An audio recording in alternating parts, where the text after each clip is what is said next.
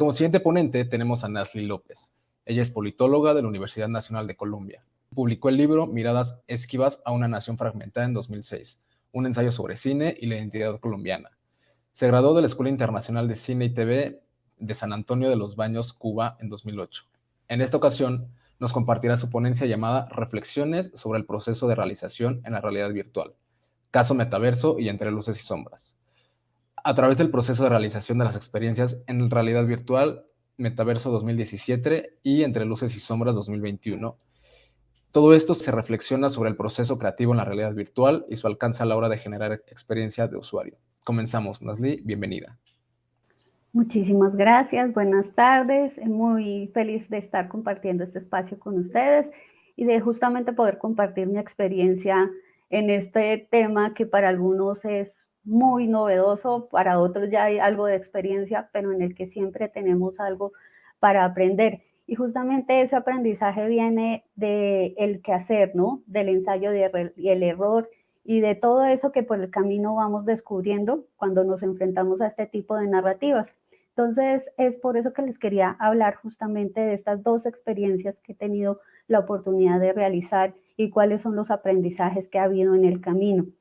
Entonces, bueno, les voy a hablar de Entre luces y sombras, que es un proyecto que venimos trabajando desde hace algún tiempo, parte de un universo transmedia que ya les referiré más adelante, pero pues toda historia tiene su génesis y para eso tenemos que hablar de metaverso y cómo fue esa experiencia de comenzar a experimentar con este tipo de narrativas.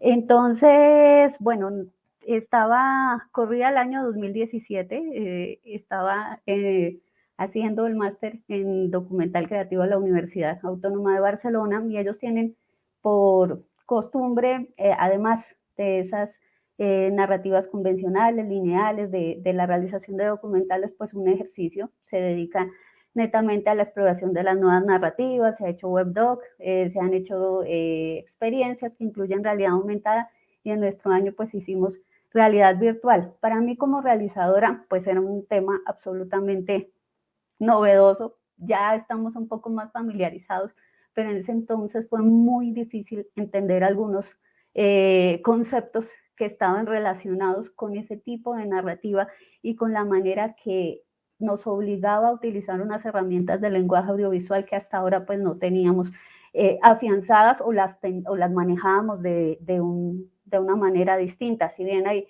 experiencias en realidad virtual que tienen 6 grados de libertad, pues nosotros íbamos a lo básico y combativo, que es justamente lo que lo hace interesante porque lo acerca tanto a más consumidores, a más usuarios, como también a nuevos realizadores que pues no tienen la experticia ni los grandes equipos ni están en Silicon Valley. Entonces nosotros tenemos que realizar una experiencia con 3 grados de libertad y enfrentarnos a las cosas que tienen que ver con la realidad virtual, que es el hecho de no tener un espacio en el que podamos hacer un frame, es un espacio sin frame, está totalmente rodeando al usuario, como pasa aquí con esta personajito que puse de modelo.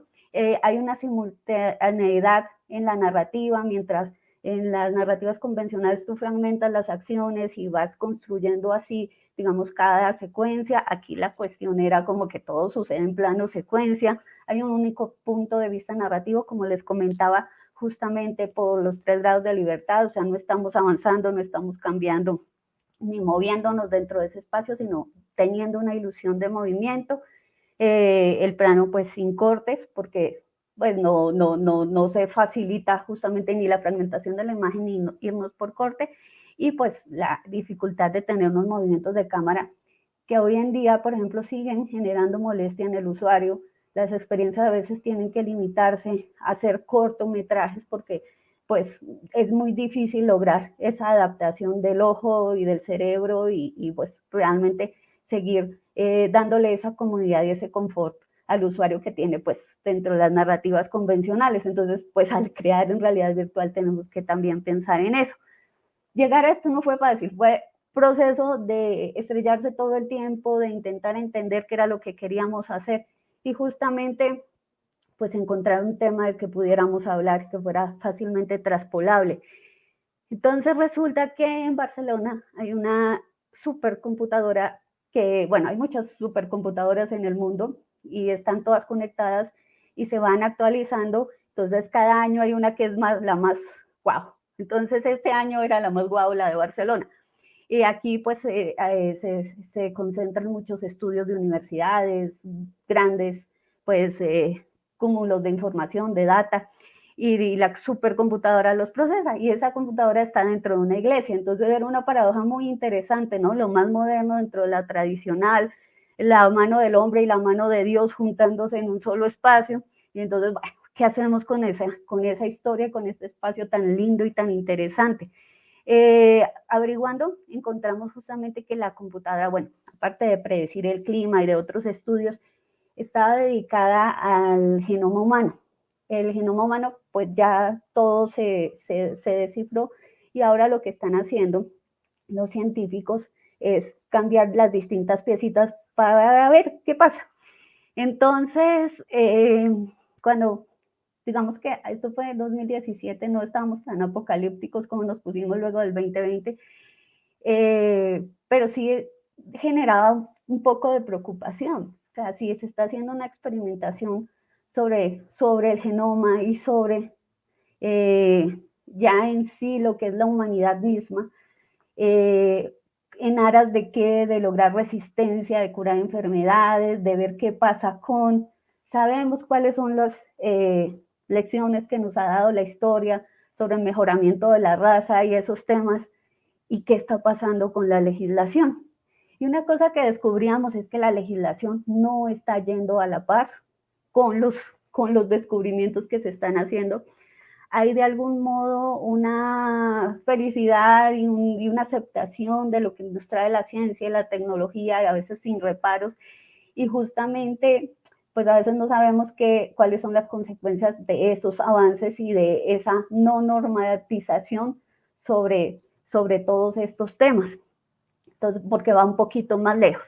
Entonces, nos abocamos a una nueva eugenesia, donde no había como tal una legislación, y por otra parte, pues nos encontramos con estos otros discursos del transhumanismo, que habla que estamos en vía hacia el poshumano, y que esto ya está teniendo pues unos visos muy particulares con todo el tema de la inteligencia artificial y de cómo pues se están desarrollando pues casi que conciencia las máquinas, para ponernos más apocalípticos. Entonces, bueno, está pasando todo esto, tenemos este espacio hermoso, hay que hacer una experiencia en realidad virtual. ¿Qué podemos idear? Desde luego, normalmente siempre se piensa en tomar a un científico, a una autoridad, y que esa autoridad exponga el tema, y así lo vamos articulando, pero es que la realidad virtual no nos daba para ello.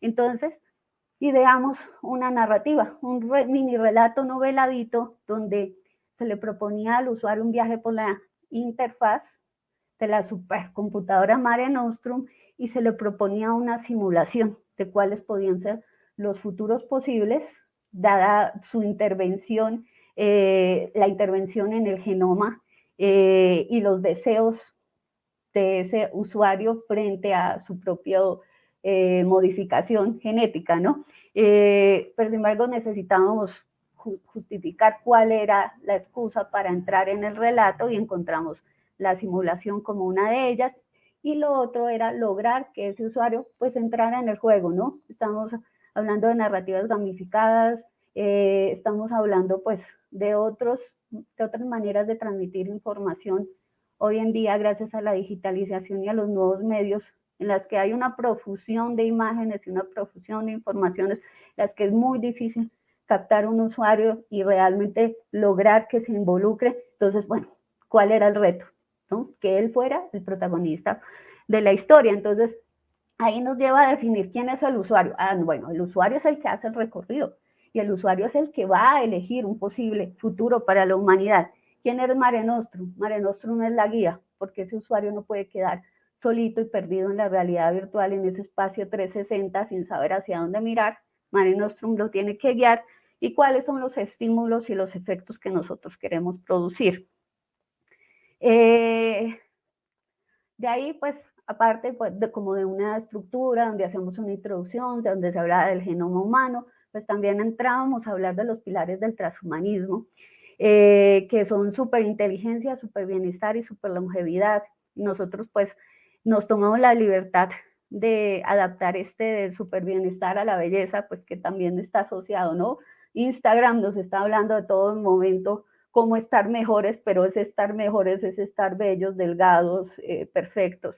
Entonces el super bienestar se asociaba más como a una opción relacionada con la belleza y los elegimos justamente porque son cuestiones que están en los anhelos de la humanidad desde el principio de los tiempos y que inconscientemente o conscientemente se han materializado a través de la cultura popular, la literatura, el arte clásico, etcétera. Entonces de ahí nos agarramos un poco para comenzar a representar, porque ahora el tema es cómo representamos eso. Ya elegimos quién era quién y cómo lo íbamos a contar, pero ahora cómo lo visualizamos, lo hacemos posible. Entonces, bueno, les decía, la primera parte pues es una contextualización donde el usuario entiende que está en un recorrido, que la supercomputadora lo va a guiar. En la segunda parte pues la computadora entra en el tema del código genético y dice que pues es lo que nos constituye y que pues estado desde siempre el hombre ha tenido el anhelo de conquistar esa información y pues que ya que la conquistó, ahora venga para acá, ¿cuál es el futuro deseable? Entonces, hay 3 cuartos dentro del espacio y en cada uno se le propone justamente un concepto asociado con los pilares del transhumanismo. En el caso, pues, en el primer cuarto se le propone al usuario ser súper inteligente o súper emocional. En el segundo cuarto se le propone ser bello o ser bello natural o bello modificado genéticamente. Y en el tercer cuarto se le propone vivir intensamente o vivir eternamente. Ahí el usuario tiene que elegir, digamos que cada una de esas elecciones tiene una consecuencia. No digo que estuviéramos muy positivos en esos años, entonces desde luego las consecuencias casi todas eran trágicas. Aquí pues realmente era generar una emoción incluso negativa frente al proceso para generar al mismo tiempo conciencia, ¿no? Cuando a veces presentan las cosas como muy bonitas, pues no se produce sobre ese usuario el efecto deseado. Entonces, pues las consecuencias de una sociedad en la que todos quieren ser súper inteligentes, que es hiperracional, normada, un poco opresiva, o si es, todos son emocionales, todos viven es un poco depresivos y necesitando como mantener la onda. Pensábamos, por ejemplo, que si todos querían ser bellos naturalmente, pues ese ideal de belleza es una cosa que no se puede ni siquiera igualar en todos. Entonces iba a haber mucha confrontación entre qué era ese ideal de belleza, o si todos eran modificados genéticamente, pues iban a ser humanitos en serie. Que si se quería vivir intensamente, pues iba a ser una sociedad muy atada a las emociones. Por eso aquí, no a las emociones, sino como a las sensaciones.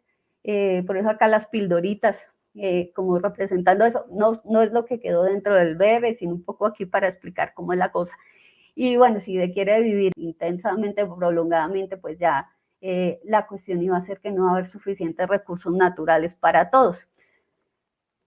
Cuando el usuario escoge, en el primer caso, ser superracional, en el segundo ser modificado genéticamente y en el tercero, pues cada uno de esos videitos del resultado se activaban y cada usuario, por lo tanto, tenía un resultado distinto. La rama digamos, la rama de opciones no es muy grande, pero sí es muy interesante que solo un mínimo cambio le permitía tener a cada una de esas personas que se acercaban muy curiosas a ver cómo era la experiencia, una noción distinta de lo que iba a pasar con el futuro de la humanidad. Digamos que dentro del proceso, un poco para hablar de dónde partimos y hacia dónde llegamos, como esto era muy reciente en esa época, no sabíamos ni dónde pararnos para la escritura. Entonces ensayamos escaletas, ensayamos poner imágenes, ensayamos guiones literarios, seguimos ensayando nuevamente, incorporándole la escaleta. Finalmente terminamos haciendo una cosa súper compleja, que era una codificación que solo entendía la persona que iba a hacer la programación, o sea, una cosa súper cerrada entre nosotros. Y eso es muy complejo porque a la hora de pues, producir conocimiento y compartir conocimiento sobre este tipo de cosas, pues no iba a ser como tan fácilmente explicable ni entendible. La verdad, en el proceso nos enredamos muchísimo. Sin embargo, pues teníamos buenos tutores que también nos iban ayudando a desprender ese hilo de conciencia y de pensamiento que queríamos generar.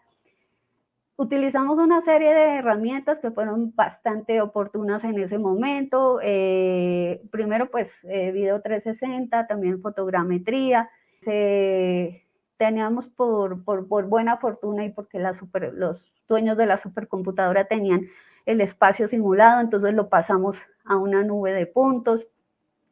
Se utilizó Blender, que es un programa gratuito, y lo mismo Make Human para generar pues las simulaciones de los personajes, de esos seres humanos modificados genéticamente o esos seres humanos casi explotados, estallados, para mirar cómo están hechos por dentro. Como les comentaba también, hay una parte en video 360. Y pues mágicamente pues nos guiamos también por una solución que ha sido ya más compartida, que es el storyboard. Entonces, cómo se veía de frente y cómo se veía de arriba. Aquí era donde les comentaba una codificación que solo entendíamos nosotros en ese momento y que ya después ni siquiera pudimos reproducir para compartirlo. O sea, si me preguntan ahorita qué significaba cada uno de esos pequeños codiguitos, no lo recuerdo muy bien, pero iban relacionados con los soniditos, con las imágenes y cómo los habíamos metido en la carpetica. Entonces no fue un ejercicio muy práctico en ese sentido. Y aquí finalmente, pues, de esta imaginación de cómo se tenía que ver la imagen, pasamos pues realmente a la simulación, donde pues es estéticamente muy placentero, pero lo que se va contando también es muy duro. Entonces, pues los puntos te acogen, se viene este feto y te envuelve, ves el ADN alrededor tuyo, pero pues también más adelante te jala las orejas. Es muy curioso que, bueno, ahorita les cuento de la distribución. Es muy curioso que cuando lo presentamos en un centro cultural acá en Bogotá, un amigo que es antropólogo introdujo una encuesta antes de, y en la encuesta le preguntaba a la gente, ¿te modificarías genéticamente? La mayoría respondió que no. Entonces preguntaba, ¿modificarías genéticamente a tus hijos? Y la gente respondía a la mayoría que sí. Entonces eso deja mucho que pensar, ¿no? O sea, realmente estamos poniendo un peso grande en las siguientes generaciones, realmente sí consideramos que hay una incompletud en esta noción de lo que nos hace humanos, pero también pues no hay una conciencia muy clara, ¿no? O sea, somos tan competitivos que haríamos lo que fuera para que la siguiente generación no tuviera ningún inconveniente, para que nuestros hijos estuvieran, como en Gattaca, nuestros hijos estuvieran a un nivel, pero bueno, aplicado sobre el propio ser ya genera unos cuestionamientos, y eso fue bastante interesante. Sobre la distribución en ese momento, pues hicimos la presentación en un auditorio muy grande que hay en Barcelona. Como era al final del curso, pues tocaba hacerlo bonito.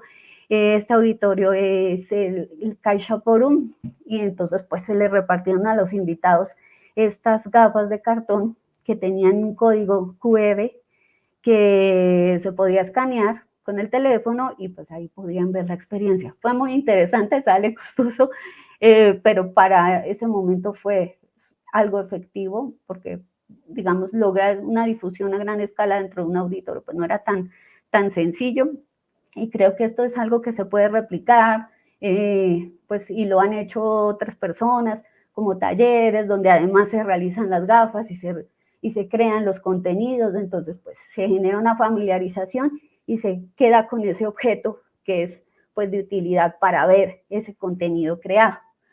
Entonces, bueno, normalmente yo le digo a la gente que en este punto puede escanear desde acá para que quede la experiencia en su teléfono, pero pues imagino que más tarde les compartiré el link.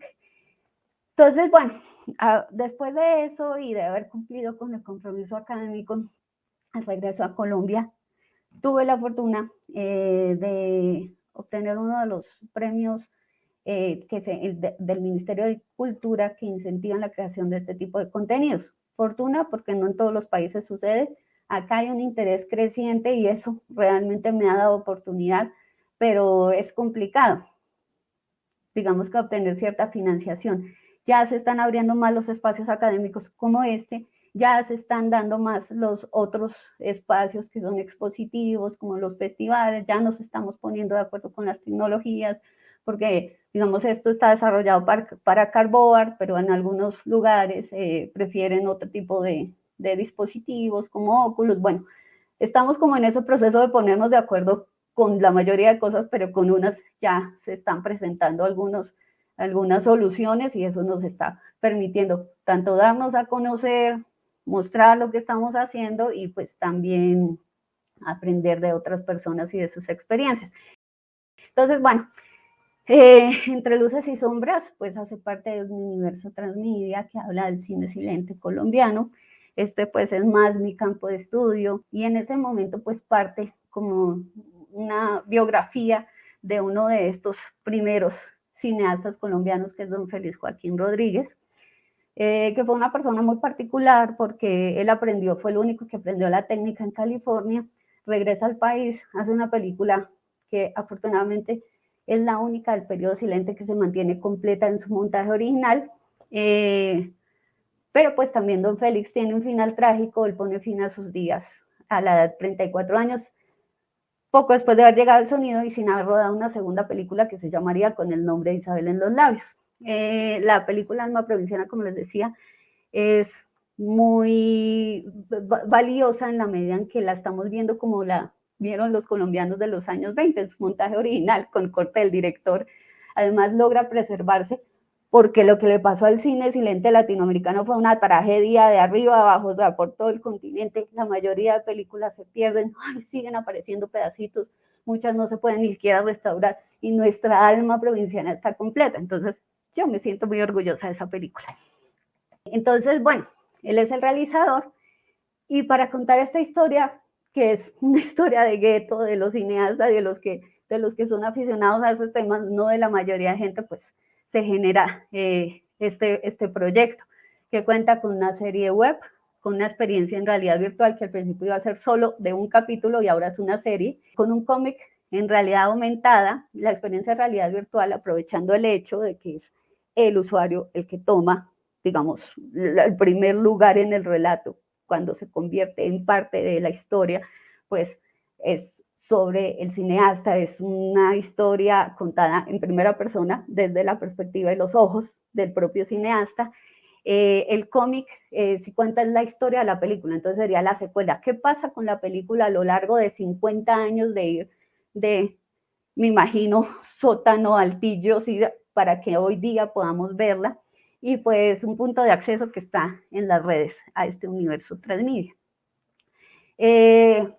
Para enfocarnos en lo que les iba a comentar, que no se me pase el tiempo, estaba diciéndoles que entonces esto nace como con la idea de no, y vamos a hacer una experiencia de realidad virtual, y que sea don Félix contando su historia, pero ya después nos dimos cuenta que era una historia muy larga, muy interesante y muy llena de complejidades, y que si además queríamos meter interactividad, como pasó con Metaverso, pues no nos iba a dar los 10 minutos que teníamos o los 15 minutos con los que contábamos. Entonces, por comodidad del usuario, entonces decidimos partirlo en 4 partes. En la primera se cuenta cómo fue la primera vez que vio cine, entonces el usuario experimenta ser un niño de principios del siglo, en un pueblo colombiano, en las montañas, viendo cine en una sábana bajo las estrellas. En el segundo, el usuario experimenta ser un explorador, un muchachito de 17, 18 años, que, bueno, acá Colombia está un poco más lejos de todas, a nosotros nos toca más difícil. Agarra el Magdalena, río Magdalena, sale por el mar, llega a Nueva York, que estamos hablando de 1914, atraviesa el país de costa a costa, lo confunden con espía, aprende la técnica del cine y regresa como proyeccionista. En el capítulo 3 es este proyeccionista que ya deviene cineasta, crea esta película maravillosa que, como les decía, no solo su virtud es conservarse, sino ser un retrato de la Colombia de los años 20, previa a la violencia bipartidista, donde se puede sentir esa gran brecha que se está creando en la sociedad entre una clase obrera que emerge, una clase intelectual que también está dando sus pinitos políticos, una oligarquía y unos gamonales las mujeres, las obreras, en el medio de todo eso, y eso es pues, súper impactante. Y entonces él tuvo esa capacidad de sustraer lo que era importante de ese fresco social para crear una historia de amor que es de ricos y pobres. En eso sí, pues el gen latinoamericano nos acompaña con el dramatismo, romanticismo. Y en el cuarto capítulo pues se narra el deceso de don Félix, digamos como la decepción que lo conduce a la muerte. Entonces, bueno, definir el punto de vista narrativo. ¿Quién es? Es el usuario, el que se convierte en Félix. Es el usuario, el que va a filmar la película. Me devuelvo una diapositiva. Hemos realizado en este momento el capítulo 1 con una beca para realización de piloto, y el capítulo 3, vamos como la guerra de las galaxias, en nuestro propio orden.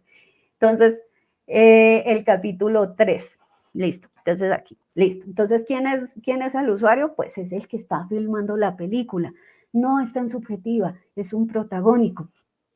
Tiene un rol participante porque va a interactuar con los personajes que nosotros disponemos en un espacio que es el de la Plaza de Bolívar en los carnavales estudiantiles, ¿sí? Hay un asignar una identidad y un rol a la musa, ¿no? Podría ser el pensamiento de Félix, oh, voy a filmar una película, podría funcionar, pero también decidimos que justamente la musa, aquella mujer idealizada de la película que él jamás rodó porque muere sin rodar una segunda película que se llamaría con el nombre de Isabel en los labios, pues que Isabel se convierte en nuestra musa. Entonces, ¿cuáles eran los retos que teníamos? Adaptarnos a una tecnología disponible a un tipo de desarrollo, también a unos tiempos de realización que tienen que ver con las becas. ¿A qué tenemos que dirigirnos? A microrelatos, a narrativas asimilables. Ya venía la experiencia, ya lo habíamos aprendido y teníamos, pero como en este caso era un biopic, pues teníamos que ir a lo concreto.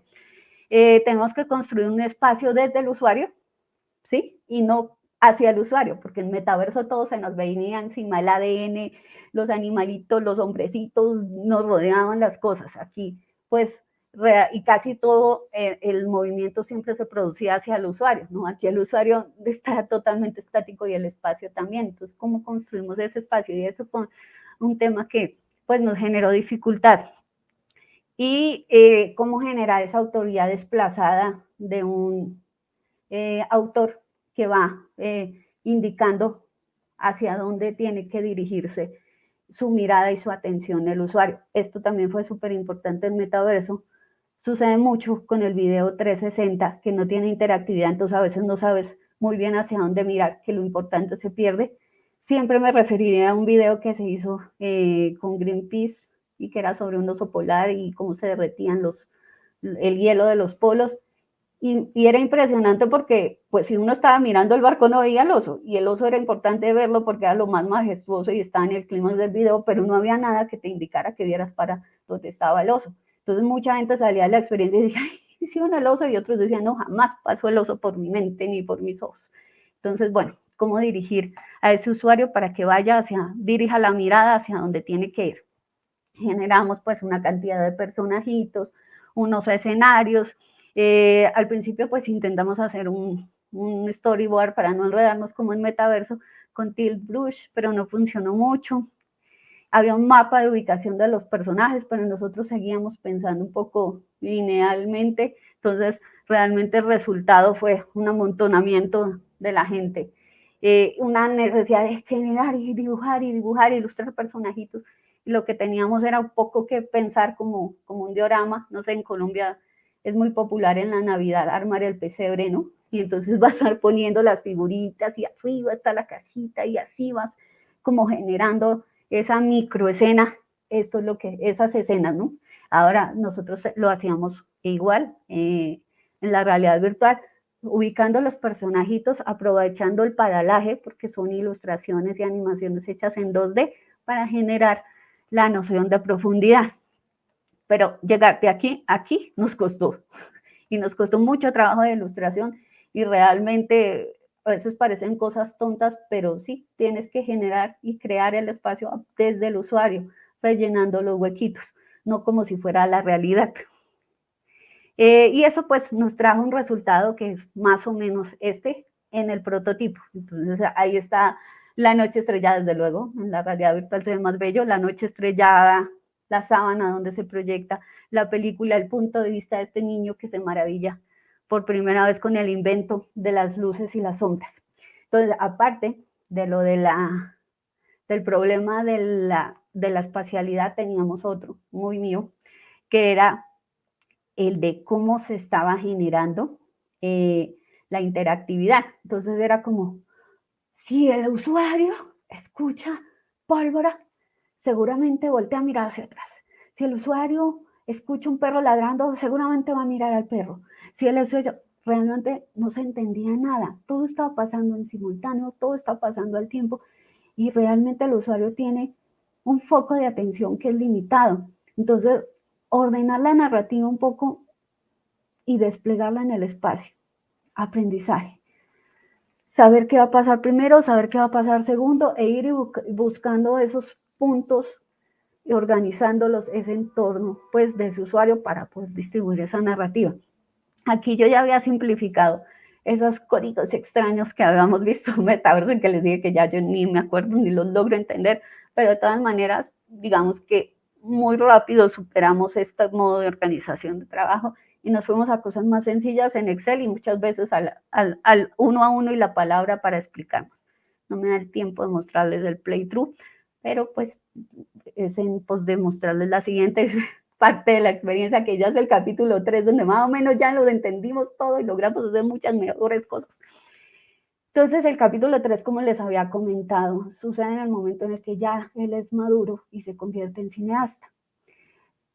Sucede en la época de los carnavales estudiantiles, porque resulta, o decidimos incluir los carnavales estudiantiles en la historia, porque resulta que eran muy fastuosos y muy importantes en Bogotá en esos años. Pero por cuestiones políticas y posteriormente por una revuelta que fue el Bogotazo, se prohibió el carnaval. Y lo curioso y lo trágico es que la ciudad misma, el colectivo, borró de su memoria la idea de carnaval. O sea, para la ciudad no hubo carnaval nunca. Todos sufrían amnesia hasta que en la ola de las restauraciones que sucede a finales de los 90 y principios del 2000, restauraciones del cine mudo colombiano, se redescubre el carnaval como evento festivo del colectivo. Entonces, un poco por rescatar también esa memoria y porque justamente es muy curiosa esa amnesia colectiva, es que ubicamos dentro del carnaval esta escena. Además, porque aparece en la película, o sea, el cine silente como gota de ámbar trajo la memoria del carnaval hasta hoy día. Y una de las películas que lo hace es Alma Provinciana. Entonces, bueno, entendimos que el campo de visión humano no alcanza los 360 grados arriba, abajo y a los lados, sino que teníamos que segmentar también la mirada del usuario, la narrativa, la capacidad pues de esa cámara observador para captar esa realidad. Ya no tenemos un encuadre que se fragmente, pero sí vamos a fragmentar la historia y la visión, los grados de visión de ese usuario. Generamos una narrativa mucho más ordenada, donde explicamos la usabilidad, parece una tontería, pero no le habíamos incluido usabilidad ni al prototipo ni a Metaverso. Ahora sí se le dice al usuario qué debe hacer, se hace una introducción, se presenta el contexto y la misión. El contexto y la misión en este caso es buscar a los personajes para rodar la película. Una vez el usuario alcanza una meta, se produce un efecto que se traslada al Teatro Faenza y puede ver la película como si estuviera en su estreno, como si fuera alguien de los años 20. Después viene una vuelta al espejo, ya como habíamos decidido que era una serie, pues hay un epílogo y un gancho. Y al final, también por una cuestión de goma histórica y necesidad de generar memoria, hacemos una galería de personajes donde explicamos también el contexto político y la participación pues de muchos de ellos. Entonces, como les decía, administrar la información en sentido de las manecillas del reloj fue lo que hicimos, dosificarla, en cada uno sucedía, cada uno de estos cuadrantes que representan la Plaza de Bolívar, qué pena con ustedes, no me expliqué, la catedral, el Capitolio, la alcaldía y unas casitas que había en esa época donde hoy es el Palacio de Justicia, partimos ese espacio y comenzamos a dosificar pequeñas escenas, porque el usuario no ve en 360, en un grado 180 lo sumo. Entonces, así distribuimos en la narrativa, colocamos unos personajes de la película en primer término, los personajes históricos en segundo término y después pues ya los personajes que eran más contextuales. Vimos que el resultado más o menos es este, pero bueno, mejor les hablo de los personajes. En el primer término colocamos a los que tenían que ver con la película, no creerán, el manifiesto feminista que es Alma Provinciana, la recomiendo. Es la obrera que se enfrenta, la única que puede vencer el poder retardatario del gamonal.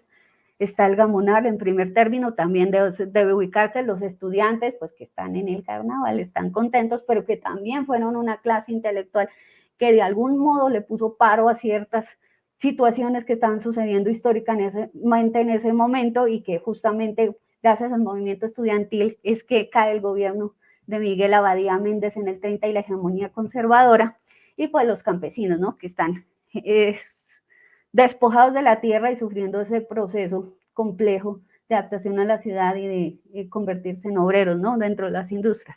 Los personajes históricos pues son Betsabe Espinal, que es la primera obrera, primera líder sindical obrera, el presidente de la época. Bueno, esto es previo a Miguel Abadía Méndez, su apellido es Ospina. Jorge Eliezer Gaitán, y ahí me está traicionando la memoria de una manera horrible, Bravo Pérez, su apellido, que fue el primer estudiante mártir estudiantil, o sea, el primer estudiante que cae en la protesta, y por él celebramos el Día del Estudiante en Colombia. Gonzalo Bravo Pérez. Listo. Entonces, después de haber hecho este ajusticiamiento con la historia de que yo me olvido don Gonzalo Bravo Pérez, entonces, ¿cómo quedó el espacio? Entonces, el usuario es este punto de vista que ustedes ven ahí en la captura de pantalla, Gamonal en primer término, presidente en segundo término. Al lado de la iglesia, la representatividad del poder.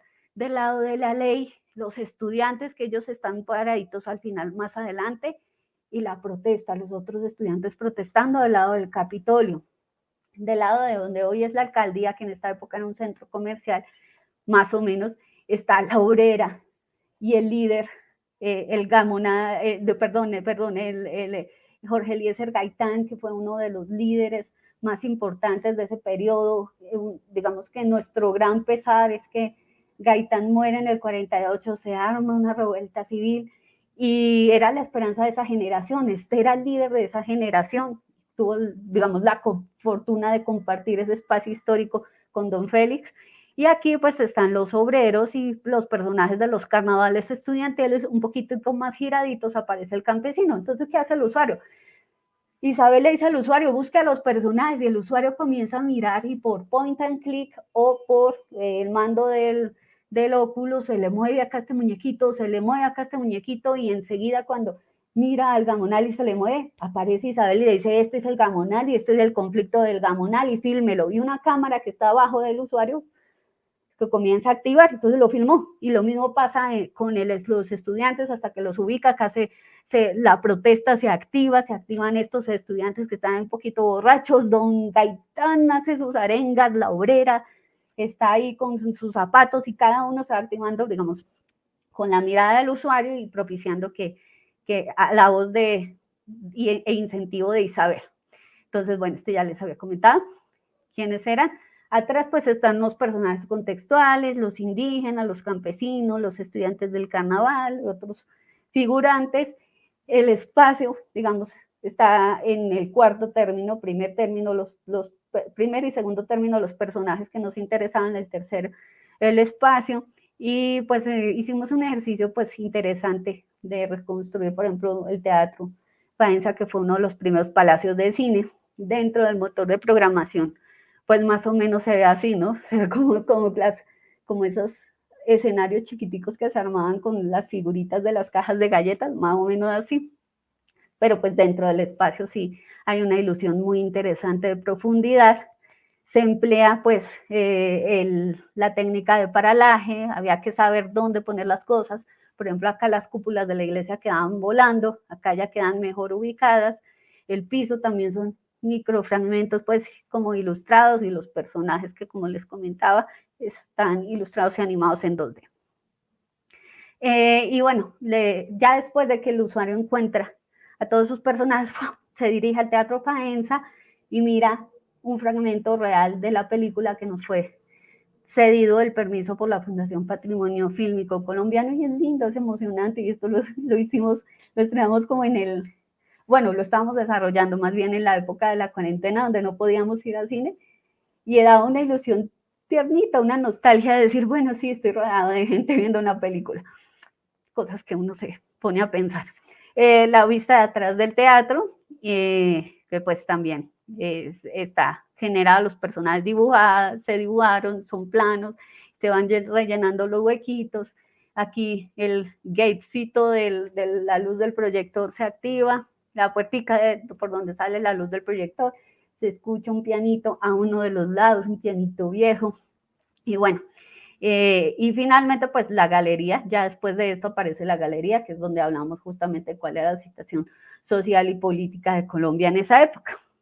Entonces, pues bueno, nosotros, entre muchas otras cosas que les comento de este recorrido, concluimos que el procedimiento de encuadre en el cine lineal podría operar en la realidad virtual como una sucesión de planos acotados por el espacio que ocupan o la atención que demandan, así como el montaje podría entenderse como la alternancia rítmica de estos pequeños fragmentos, de estas pequeñas historias, entre las que se presentan fragmentadas y las que se presentan pues en el espacio completo.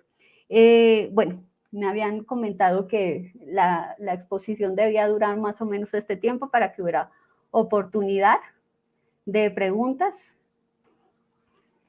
No las estoy leyendo yo. Listo. Bueno, Nasley, muchísimas gracias por tu ponencia, o sea, también muy interesante la manera en cómo nos cuentas como toda esta forma en la que combinas, pues ahora sí que el cine con la realidad virtual. Entonces, esto fue, yo creo que de lo más como interesante, bueno, que en lo personal me pareció. Y bueno, a la comunidad, cualquier duda ya saben, seguimos igual, preguntas por nuestro canal de Discord con el hashtag pregunta. Y bueno, ahorita en este lado nos preguntan que bueno, cómo enfocan como todos estos temas con las realidades de las plataformas y esas realidades paralelas que nos rodean y se crean como con el diario interactuar. O sea, cómo es como toda esta parte. Pues es compleja la pregunta, porque pues entiendo que está preguntando ¿cómo te refieres a qué tipo de plataformas? No sé si la persona esté ahí. Mira, bueno, si quieres te la vuelvo a decir. Sí, yo la estaba leyendo ahorita, okay. Bueno, okay. Más o menos, pues yo no sé si la pregunta vaya enfocada como a la distribución o tenga más, bueno, hay que ver, bueno, para nosotros desde la perspectiva de la que yo puedo hablar es desde la distribución un poco, ¿no? Como okay. Dónde comienzas a poner estos productos y cómo comienzas, digamos, también a monetizar, que esa es una de las grandes incógnitas que no hemos logrado resolver y que estamos en proceso de algún momento lograrlo. Pero se supone que, bueno, que hay espacios que pueden ser factibles, como el Play Store, como los distintos, digamos, stores asociados a determinados dispositivos y a determinadas cuestiones. Una de las cosas a las que nos enfrentamos y que pues realmente fue fuerte es que habíamos desarrollado esto para Cardboard, porque para nosotros era mucho más fácil que llegara a más usuarios a través de las gafas de cartón. Pero nos encontramos con que los festivales ahora estaban pidiendo únicamente Oculus.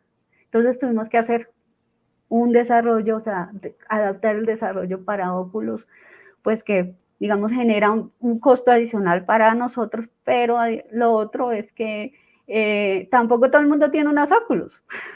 Sí, claro. Entonces se segmenta, se vuelve un poco, cuando quieres mostrarlo, se vuelve un poco más exclusivo, ¿no? Entonces nos hemos encontrado como con la dificultad de poder difundir en otros espacios distintos, digamos, a determinados festivales. Ok, perfecto, muchas gracias. Bueno, y también, bueno, como un comentario de público, es que, bueno, muchas felicidades y que estos son como descubrimientos que vale la pena compartir y por toda la parte de nuestra Sí, gente que nos está viendo, muy, muy agradecidos con tu ponencia.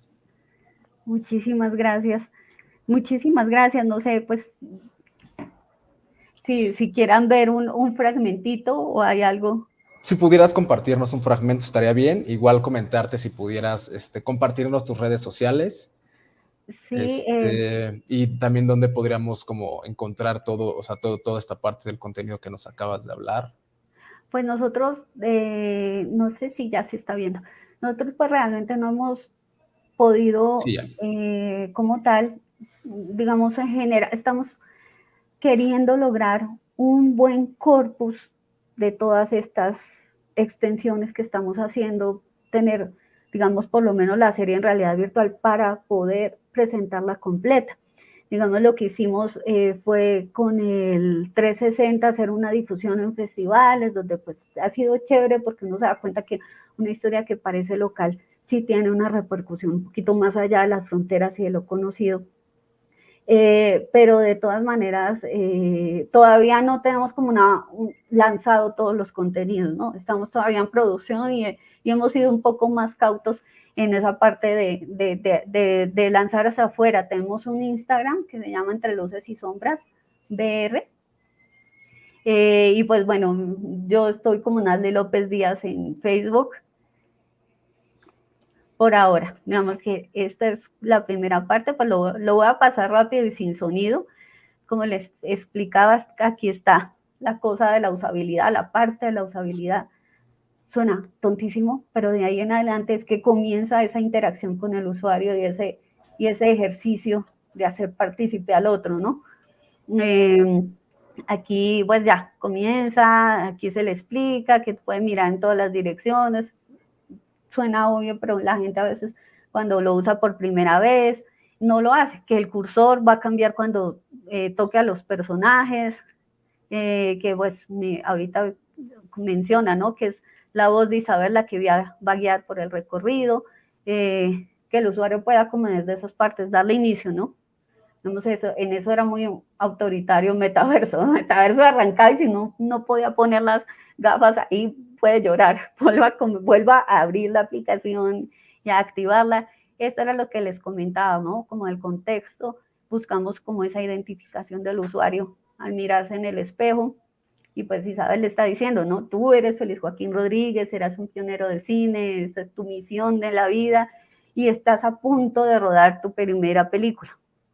Pasado esa ubicación que se le hace al usuario de su lugar en la narrativa, es que entramos al momento en el que, después de los créditos, hacemos un recuento histórico de lo que está pasando en Colombia en ese periodo, digamos, es 1924, comienza a contarse la historia, eso es en los primeros películas del cine colombiano, se ha pagado la indemnización de Panamá, lo que favorece la industrialización del país, pero también genera pues una pobreza inclemente que atrae pues el surgimiento de los movimientos sociales y es ahí donde usted está, o sea, ahora hágale hacer su película, busque a sus personajes, este es el panorama que le tocó, vaya al carnaval estudiantil que allá los encuentra. Entonces ya entra a la plaza, entonces Isabel comienza a decirle, listo, aquí todos disfrutan el carnaval, los ricos, los pobres, todos se unen en la fiesta y ahí comienza la búsqueda de los personajes, la activación de cada uno, el gesto de, pues el presidente es muy contenido, un poco para que el usuario siga buscando más cositas, ¿no? Y le dando como gradualmente la emoción hasta que por fin encuentra el primero, Isabel contextualiza quién es ese hombre, que es del Gamonal y pues cuenta la historia, ¿no? Es un hombre que no le interesa el amor de sus hijos, entonces morirá probablemente solo y le pide que lo filme. Y si el usuario mira hacia abajo, pues ve la camarita. Digamos que saltando ese fragmentico porque el tiempo apremia, lo mismo sucede, digamos, en el cuadrante de la plaza, donde están los estudiantes. El usuario también los activa y también activa pues ya a los protagonistas de Alma Provinciana, similar a como sucede por acá, por el cuadrante de los campesinos y de los obreros. Ahí está Gaitán. No sale el sonido, ¿cierto? No te escucho. Sí. Sí, no lo escuchamos. No sale. Ah, bueno, listo, me siento menos culpable de haberle quitado el sonido. Okay. Listo, entonces aquí activa a la obrera. Y bueno, aquí me lo voy a saltar un poquito. Desde luego, jamás ver la simulación, jamás será como ponerse las gafas, ¿no? Es que es otra cosa que es un poco frustrante, ¿no? Muchas veces te piden presentar esto no tiene ritmo, porque al ritmo se lo pone el que está mirando, su capacidad de descubrimiento, de asombro. Entonces, pues ponerlo así es verlo a través de los ojos de alguien más que hizo la simulación. Finalmente, pues aquí aparece el campesino. Saltamos de aquí y ya cuando se encuentra a sus 4 personajes activado, ha visto la plaza, se ha engolosinado con lo que ve, aparece ese cartel, elige ir al teatro, el usuario, porque ya filmó la película en teoría, y ¡pua!, se desplaza. Que digamos que este es uno de los pocos desplazamientos que tenemos en este caso, el único desplazamiento de cámara como tal. Y aquí pues nos encontramos en el cuerpo del protagonista, vemos hacia abajo y vemos el cuerpito de Félix y el teatro lleno, presto para la película. Pues aquí uno se puede también detener en muchos detalles, interactuar con algunos elementos. Y también es un ejercicio de descubrimiento, ¿no? Muchas veces las personas pues llegan ahí y hasta que miran todo recién al ratico encuentran la pantalla, pero pues es también parte de, ¿no? Parte de la experiencia, no suponer todo ni anunciarle todo. Y aquí es donde ya aparece la película. Sí, entonces ya lo puede ver, las luces se bajan y podemos ver un fragmentito de la película. Y una vez terminada la película, pues hay un aplauso generalizado y ese aplauso se funde pues con las voces de esa situación política que está pasando. Este es el epílogo donde le dice, bueno, ya eres cineasta, ahora vienen otras cosas en tu vida, tendrás pues que enfrentar tu destino con lo que venga, y viene la parte justamente de las semblanzas de lo que está sucediendo históricamente en el momento. Entonces, pues eso es más o menos, digamos, el recorrido que nuevamente sugiero sea visto. Y pues eventualmente, no sé, si quieren ponerse en contacto conmigo, les puedo compartir, digamos, la experiencia, no con ánimo de que sea publicada hacia afuera, sino de que puedan disfrutarla. Muchísimas gracias, Nazli, por tu ponencia muy, muy interesante.